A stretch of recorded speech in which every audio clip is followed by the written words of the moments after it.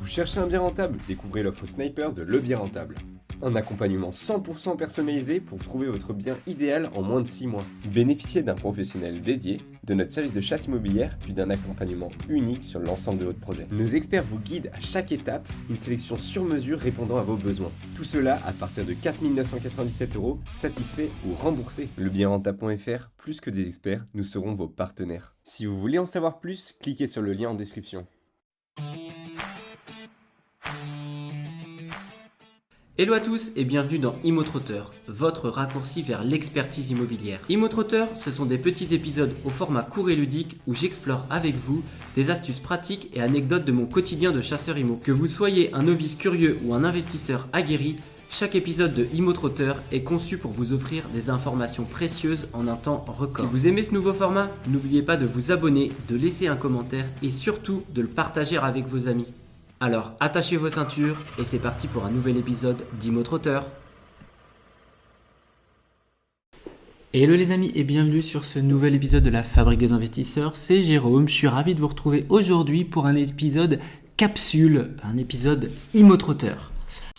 Avant tout ça les amis, petite actualité, petit instant publicité pour mes chers auditeurs et auditrices, j'aurais d'ailleurs dû commencer par auditrices, Rennais, Rennaises ou Bretons non loin de la capitale de la galette saucisse. Le mardi 26 novembre, je vais faire ma première conférence physique. Voilà. Vous avez l'habitude de m'entendre derrière ce micro. J'ai décidé de sortir un peu de ma zone de confort et de m'offrir à nu à vous. Non, bon, je serai vêtu, je vous rassure. Voilà, je vais faire ma première conférence à Rennes, donc je suis très content, je suis très excité.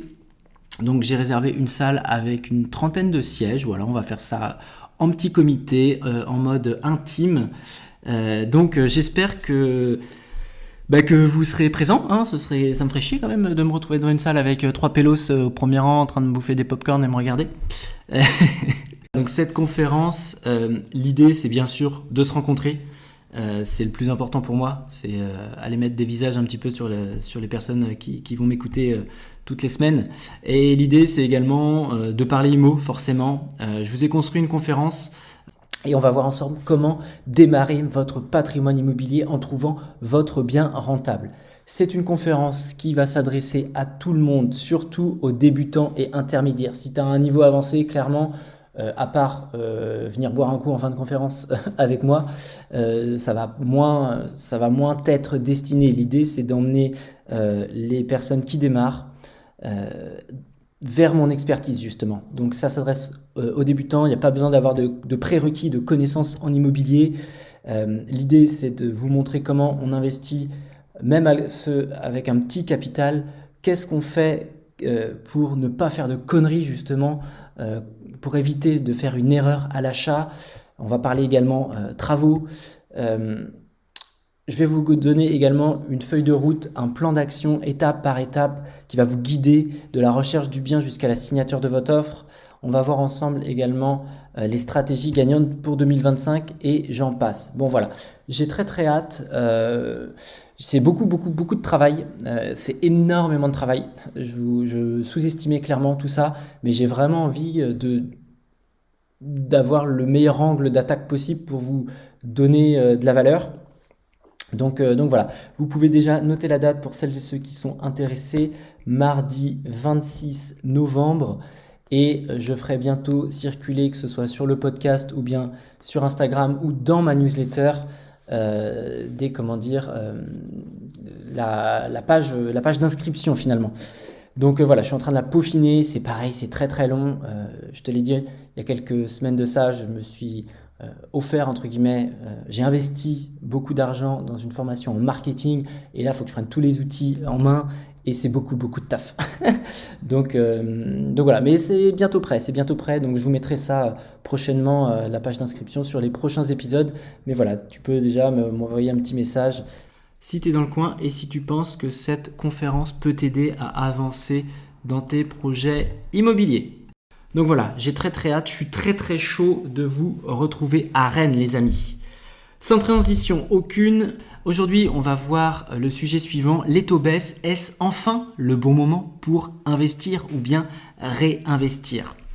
Donc dans cet épisode, nous allons examiner l'impact de la baisse des taux sur votre projet d'investissement immobilier et analyser avec des chiffres à l'appui bien sûr si c'est réellement le bon moment pour investir. Je vais également vous proposer des simulations de mensualité et d'intérêts globaux et on verra que quelle que soit la conjoncture des taux, in fine, repousser un projet immobilier à des coûts invisibles de capitalisation. Bon voilà, j'espère que le sujet du jour vous plaît. En tout cas, c'est un sujet d'actualité, je voulais vraiment surfer là-dessus car au mois de novembre, on a constaté une baisse des taux allant de moins 0,05 à moins 0,15 selon les banques, les profils et les durées, etc. Donc par exemple, pour le mois de novembre, on a un taux moyen sur 15 ans à 3,20, un taux moyen sur 20 ans à 3,40 et sur 25 ans à 3,55. Et ce sont des chiffres affichés, j'ai envie de dire, avant négociation.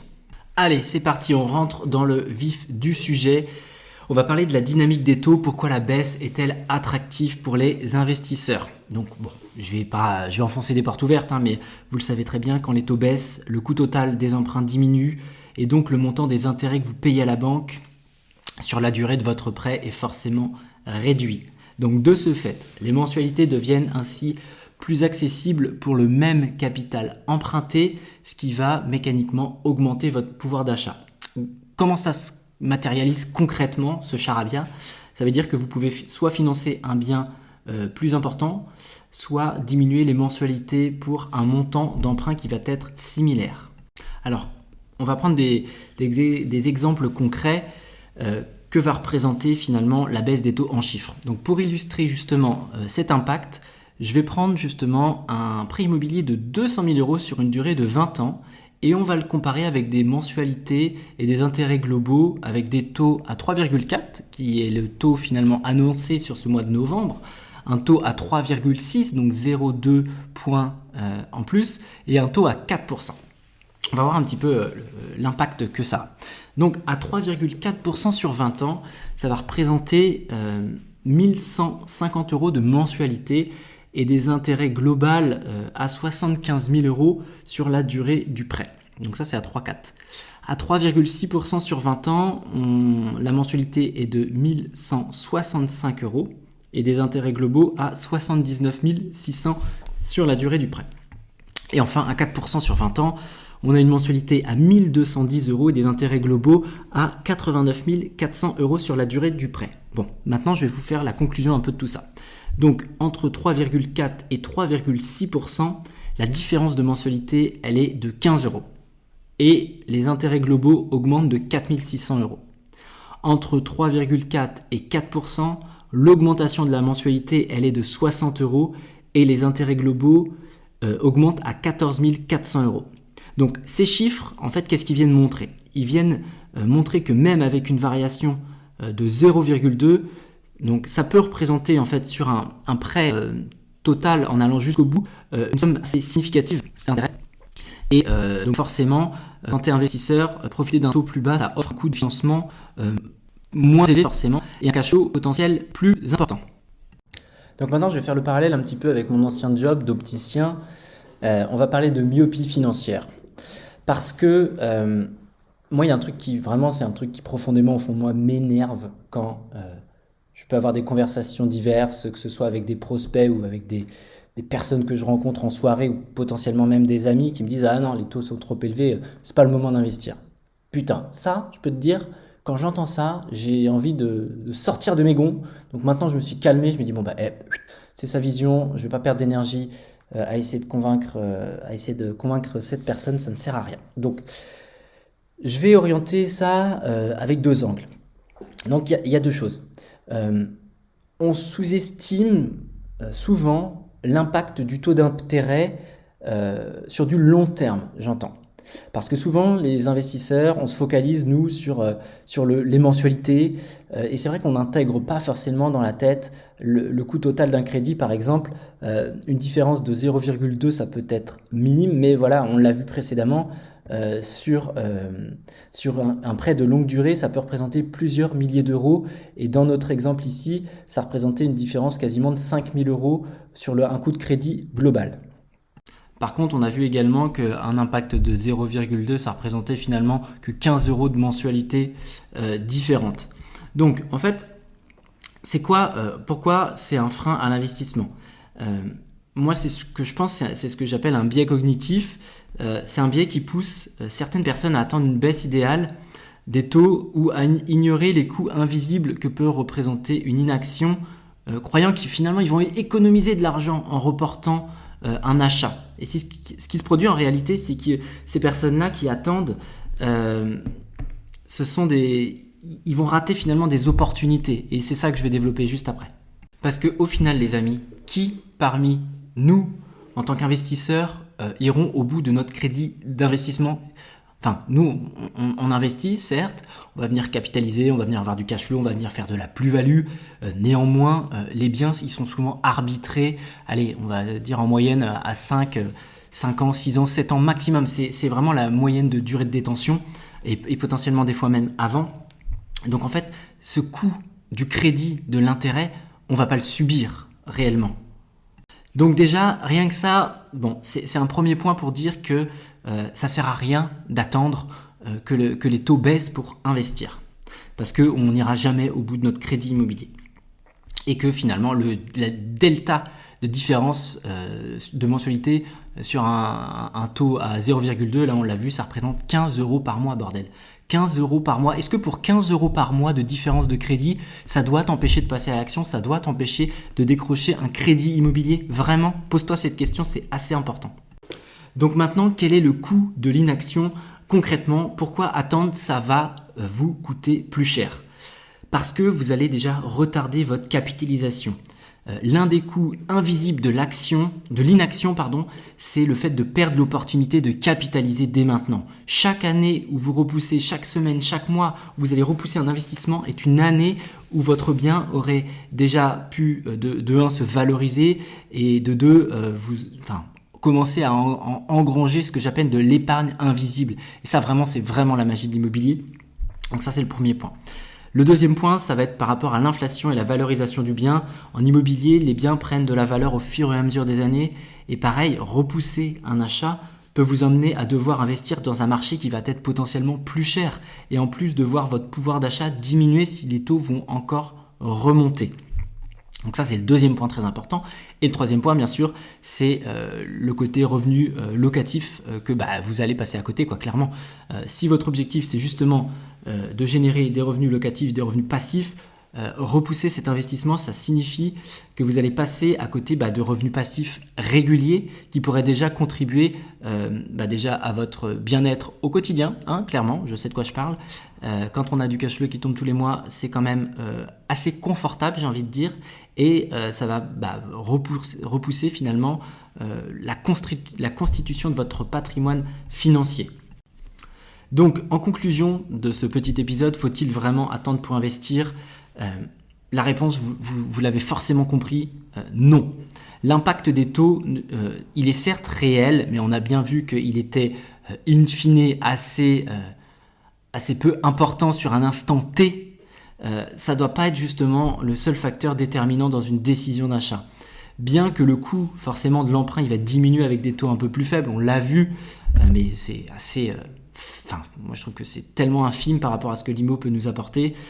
Justement, les avantages de posséder un bien dès aujourd'hui, que ce soit à travers des revenus passifs, de la capitalisation, de la valorisation de votre bien ou bien de chercher de la plus-value, ce sont des gains que vous ne rattraperez jamais en repoussant votre projet.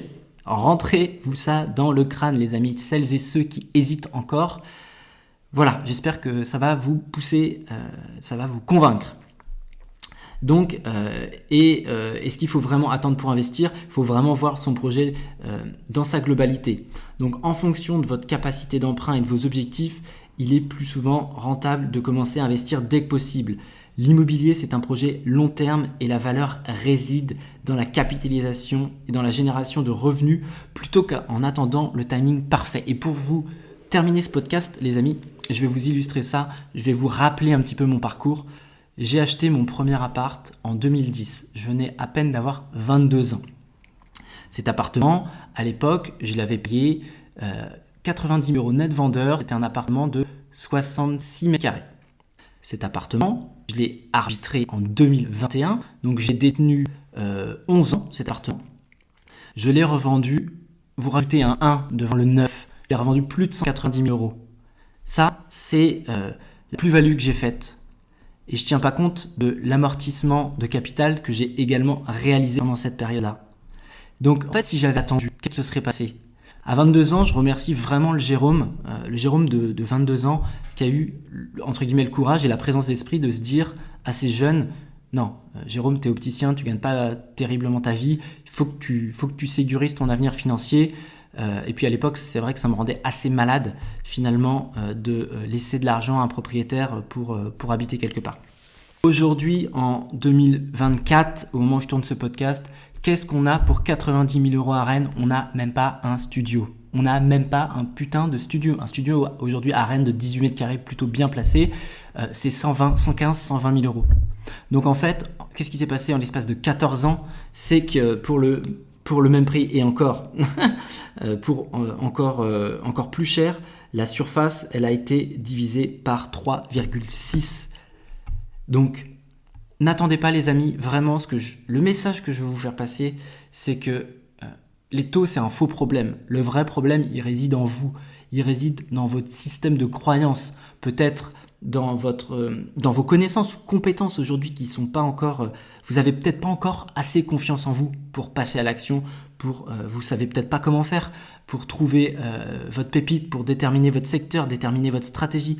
Vous savez peut-être pas. Donc soit c'est ok. Il faut être ok avec ça parce que encore une fois, on part pas tous du même niveau.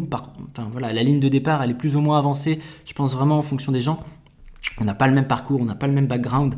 Néanmoins, c'est de votre responsabilité d'aller de l'avant, de vous former et de passer à l'action. Vraiment. Donc, je vais conclure ce podcast comme ça. Vous avez, encore une fois, dans la barre de description, des ressources gratuites que je mets à votre disposition pour vous aider. Et si tu es dans le coin du côté de Rennes, je t'invite à venir me voir. Et autrement, les amis, je tiendrai également prochainement des conférences en ligne sur l'investissement immobilier, sur comment on démarre, comment passer à l'action, etc. Donc, soyez attentifs, il y aura prochainement également des conférences. Et si tu as besoin d'un bon coup de pied aux fesses pour avancer dans ton projet ou si tu as besoin d'être mentoré, d'un accompagnement individuel, tu as également dans la barre de description un petit lien Calendly sur lequel tu peux réserver un petit créneau et je me ferai un plaisir de t'avoir au bout du téléphone pour voir ensemble dans quelle mesure je peux t'aider à avancer. Car les amis, c'est indispensable d'avancer, sinon vous allez vous tirer une putain de balle dans le pied pour votre avenir. Clairement, ça, mon avis est assez tranché là-dessus. Si vous ne passez pas à l'action en mettant de l'argent dans la pierre, en faisant l'effet de levier et en commençant à capitaliser, clairement, je ne donne pas cher de votre peau dans les prochaines années. Bon, allez, on va se retrouver dans un prochain épisode. J'espère que ça vous aura plu. J'espère que ces petits exemples concrets vous auront permis de comprendre que, voilà, c'est pas 0,2 points qui change grand-chose, c'est pas 0,6 points qui change grand-chose parce que, in fine, on n'ira jamais au bout de nos crédits immobiliers, ils seront soldés avant. Donc voilà les amis, passez à l'action et je vous donne rendez-vous très très vite. Ciao ciao. Pour aller plus loin dans votre expertise IMO, vous pouvez rejoindre ma newsletter dans laquelle je vous partage une actualité décryptée, des conseils et astuces ainsi que plein d'autres exclusivités. En bonus, recevez mon e-book Dénicheur de pépites, un guide de 70 pages pour monter en compétences à vitesse grand V. Le lien de la newsletter est dans la description de l'épisode.